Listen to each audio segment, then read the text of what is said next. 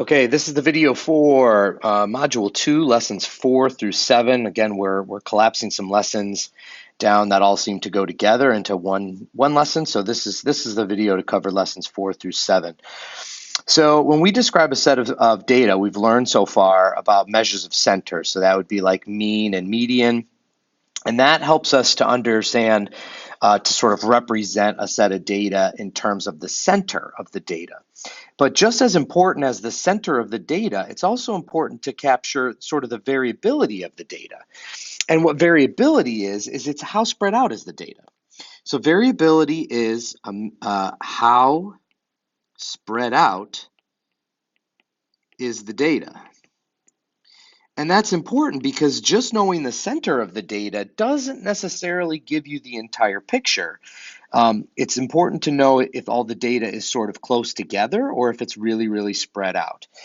So just like we have two measures of center, which is our mean and our median, we also have two measures of variability, and we call those the standard deviation and the interquartile range. So let's talk about what each of those means. The standard deviation is basically a measure. This is sort of a simplification, but it's a measure of the distances of data points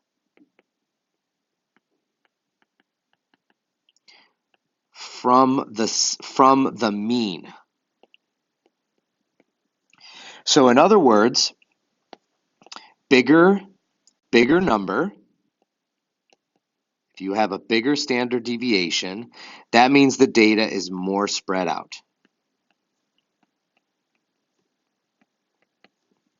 And this is particularly useful when the data is normal.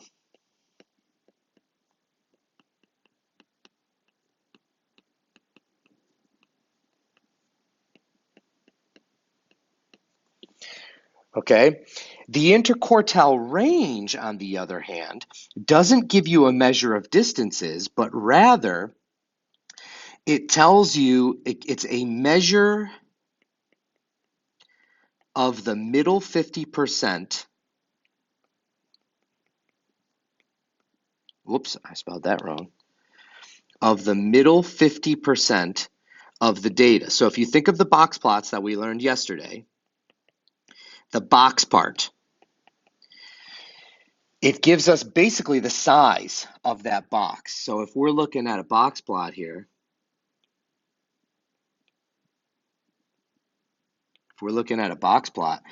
the IQR is from here to here, interquartile range. Okay, all of this can be taken from the calculator. Just like with standard deviation, bigger IQR means more spread out. It's more spread out. It's used when the data is skewed.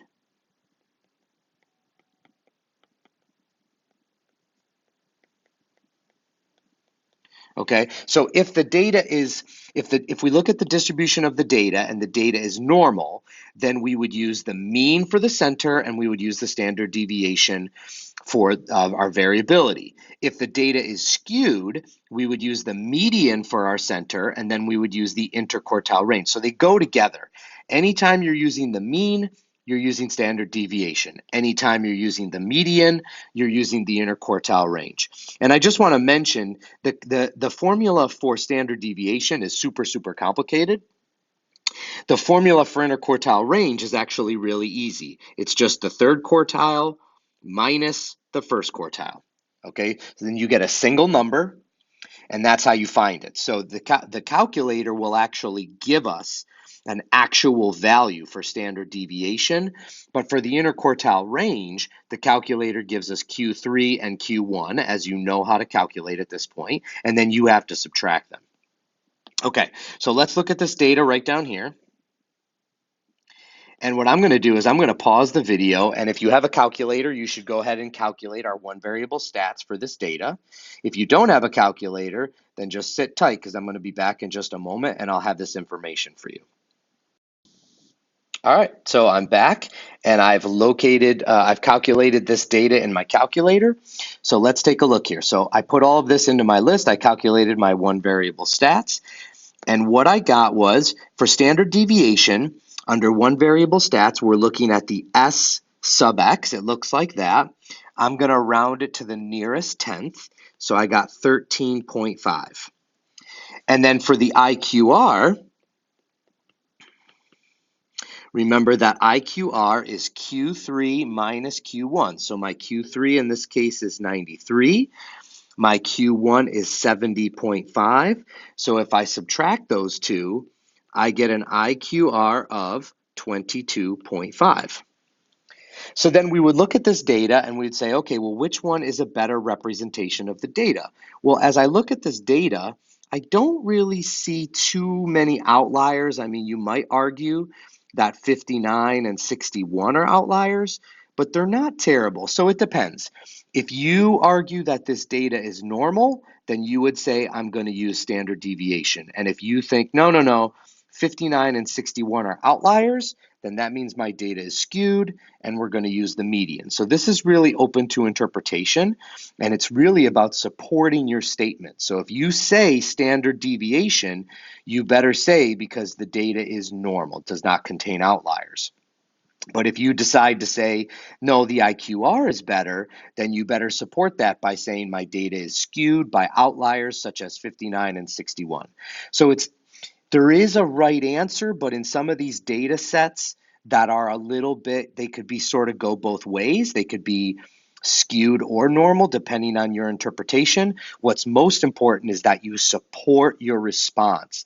As long as you support your response correctly, you should be good to go. So we're going to practice this a little bit more in class, and of course we'll practice with the calculator, and I'll see you in class.